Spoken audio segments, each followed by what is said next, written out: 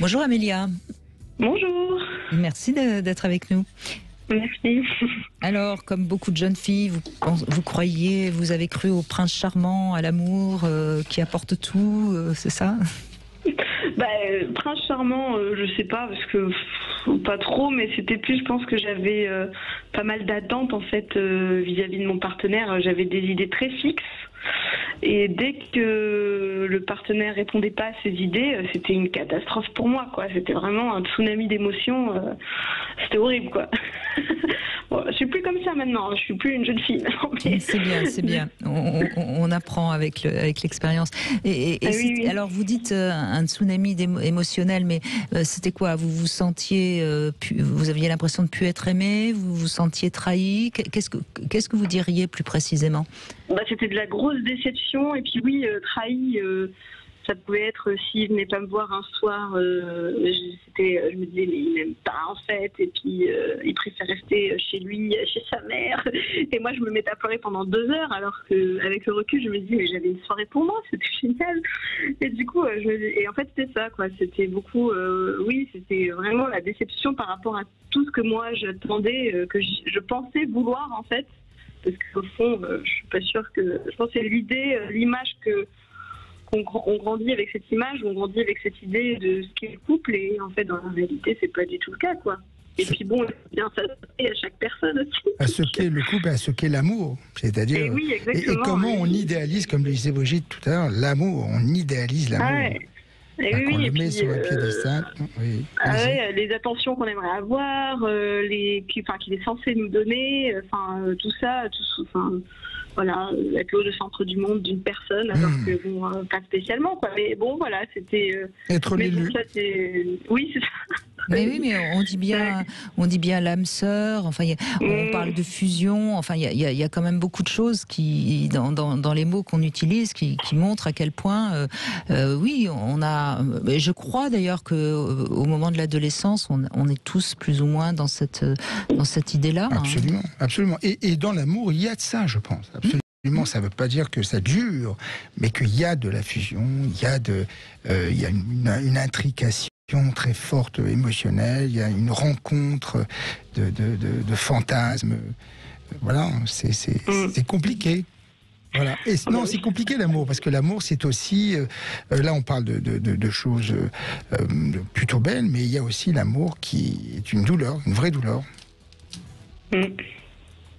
Oui, quand on aime, on souffre. On souffre parce qu'on sait justement qu'on ne peut pas être aimé comme on le voudrait.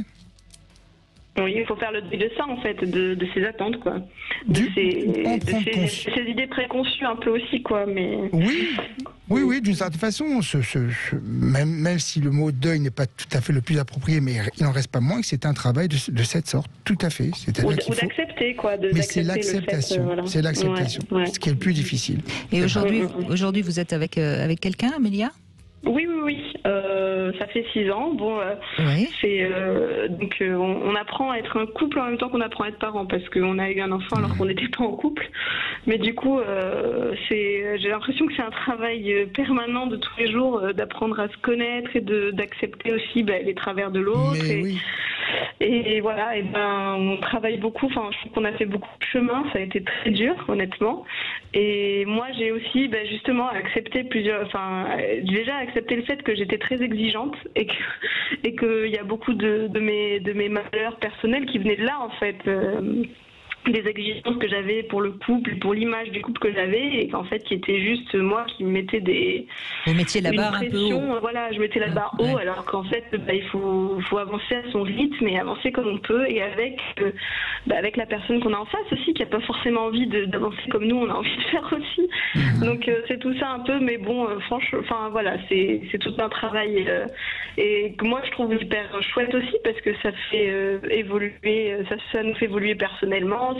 Moi, j'aime pas stagner dans la vie, j'aime bien avancer. Donc, voilà, c'est un travail. Je trouve que le couple, ça s'entretient et il faut surtout pas rester sur stagner en fait. Et voilà, moi, on en est un peu là. Mais vous avez raison, Amélia. Mais je crois qu'il y a quelque chose qu'il faut dire peut-être. Évidemment qu'il va falloir accepter l'autre avec ses différences, avec son caractère qu'on va découvrir, et puis avec ses défauts. Voilà, bon. Et puis il y a juste une seule chose, c'est connaître nos limites. À partir du moment où parce qu'on a tous des choses qu'on ne supporte pas. Certains, c'est l'infidélité, comme l'a dit tout à l'heure Nadia. D'autres, ça va être, je ne sais pas, par exemple, on peut pas supporter quelqu'un qui se drogue, ou quelqu'un qui arrive en retard sans prévenir. Enfin, on a tous des choses qu'on ne peut pas supporter. Mais à partir du moment où l'autre fait ou agit d'une autre manière, mais que c'est pas des choses qu'on ne peut pas supporter, je crois qu'il faut arriver à l'accepter, en effet. Oui, c'est là où il y a, quand la limite elle commence à être franchie dans mon acceptation de certains trucs, je le vois. Hein. Bon, c'est là où c'est le plus dur et où on en discute beaucoup, parce que je me dis, est-ce que là continue d'accepter ça ou pas, quoi. Tout dépend si vous avez compris vos exigences, parce que comme vous avez dit que vous aviez mis la barre un peu haut, peut-être que vous êtes un petit peu exigeante, et que à ce moment-là, il faut apprendre un peu à calmer vos exigences, parce que de toute façon, vous trouverez jamais un homme qui sera acceptable pour vous si la barre est trop haut. Tout à fait. Exactement, c'est pour ça. Donc c'est là où j'essaye d'apprendre à faire la part des choses entre mes limites et aussi mon caractère exigeant, qui fait qu'en fait, justement, il y a des choses qui me paraissent insurmontables alors que pas du tout, en fait. Et vous savez pourquoi vous êtes exigeante comme ça ? Oh non, j'ai toujours été comme ça. Ah bah oui, ça c'est une réponse qui montre qu'on n'a pas envie d'aller plus loin. Hein. Non, mais il faut me prendre comme ça. Hein, c'est ça, il faut me prendre comme ça. Non, j'y travaille beaucoup. Hein. Mais je pense que oui, j'ai des exigences, parce que dans le relationnel avec mes parents, c'était très compliqué. Je pense que moi, je rêve de quelque chose d'autre. Et qu'en même temps, je reproduis la même chose. Donc c'est compliqué. Du coup, parce qu'on reproduit forcément tout ce qu'on a vu. On reproduit en partie. Après, quand on sort en couple, du coup, on arrive un peu à travailler dessus. Mais c'est-à-dire, vos parents étaient exigeants vis-à-vis de vous-même, ou ils étaient... Non, moi je pense que je suis... disons que oui, je pense que ma mère, oui, d'une certaine manière, en fait, elle se reposait beaucoup sur moi. Et du coup, je devais être un peu, la fille idéale, quoi. Et mon père était pas là, donc c'est différent, quoi. Et je pense que j'ai une exigence envers l'homme de ma vie, pour faire en sorte qu'il ne devienne pas comme mon père. Moi, c'est comme ça que je le vois. Faut faire attention, quoi, que moi, je ne devienne pas ma mère aussi. Et du coup, qu'on finisse comme ils ont fini, quoi. Et je pense que c'est un peu un cercle vicieux. Donc, j'ai peur, et du coup, je reprojette ces peurs un peu dans mes exigences, quoi. Donc, voilà. Bon. Et alors, vous savez ce que vous pouvez faire, Amélia ? Chaque fois que vous faites preuve d'exigence comme ça, essayez de faire un tout petit rappel vis-à-vis de vous-même. Est-ce que c'est vous, ou est-ce que c'est votre mère qui parle ? Et oui. C'est clair, et je le fais beaucoup en ce moment, parce que justement j'ai eu des mots avec ma mère, on s'est un peu surtout que vous êtes mère maintenant. Je la vénérais, et j'avais l'impression qu'elle avait été la mère parfaite, et j'ai eu une claque en pleine figure en m'en rendant compte que pas du tout, en fait, et que elle a fait ce qu'elle a pu, mais que j'en ai quand même payé les conséquences, et que là maintenant il faut que je m'occupe de moi et de ma famille, et que je peux plus m'occuper d'elle, en fait. Donc alors, à un moment donné, c'est formidable, parce que si vous êtes en train de vous rendre compte que votre mère n'était pas parfaite, c'est que vous êtes en train de devenir une vraie femme. Absolument, et que vous avez fait un sacré parcours. Déjà. Voilà. Oui, c'était douloureux quand même. Hein. Oui, bien sûr, c'est difficilement pas douloureux. Ce que j'aimerais reprendre, c'est le fait que vous avez dit qu'on apprend effectivement à être en couple, on apprend à vivre avec l'autre, et cette idée, cette notion de la tolérance, de ses limites, pour moi en tout cas, fondamentalement guidée à partir du moment où on prend conscience de ce qui nous va, ce qui nous va pas, ce qui est bon pour nous, ce qui est pas bon.